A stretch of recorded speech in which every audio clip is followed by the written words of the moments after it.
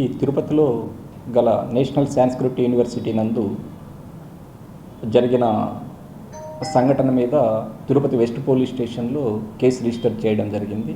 ఆ కేసు వివరాలు ఏమిటంటే, లక్ష్మణ్ కుమార్ అని అసిస్టెంట్ ప్రొఫెసర్గా పనిచేస్తున్న లక్ష్మణ్ కుమారు ఒరిస్సాకు చెందిన ఒక విద్యార్థిని పట్ల అనుచితంగా ప్రవర్తించి ఆమె వీడియోలు తీసుకొని లైంగికంగా వేధిస్తున్నారని చెప్పేసి రిజిస్ట్రార్ గారు కంప్లైంట్ ఇవ్వడం జరిగింది.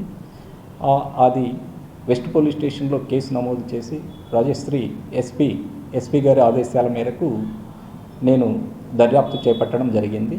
దర్యాప్తులో భాగంగా అమ్మాయి ఒరిస్సాలో ఉన్నందున అక్కడ వెస్ట్ ఇన్స్పెక్టర్ ఆధ్వర్యంలో ఒక టీముని ఆ అమ్మాయిని విచారించడానికి పంపించడం జరిగింది.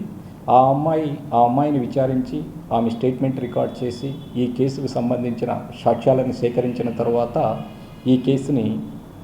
ఈ కేసులో ముద్దాయిలైనటువంటి లక్ష్మణ్ కుమార్ని, శేఖర్ రెడ్డిని ఈ దినం సాయంత్రం 6 గంటలకు అరెస్ట్ చేయడమైనది. ఈ కేసు వివరాలు ఏంటంటే, ఈ ఒరిస్సాకు చెందిన అమ్మాయి ఈ సంవత్సరం జూన్ నెలలో బీఈడి కోర్సులో చేరడం జరిగింది.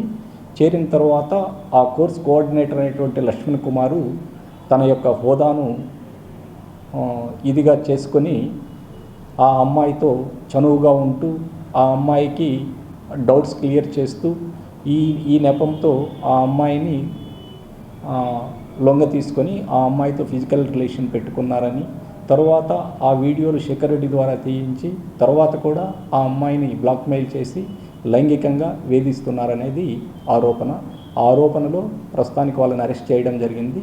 ఇంకా ఇన్వెస్టిగేషన్ కొనసాగుతున్నది. Local to global news at your finger tips. మీ చేతిలో ఒక ఆయుధం. Download raw TV app. Media legend Ravi Prakash is back.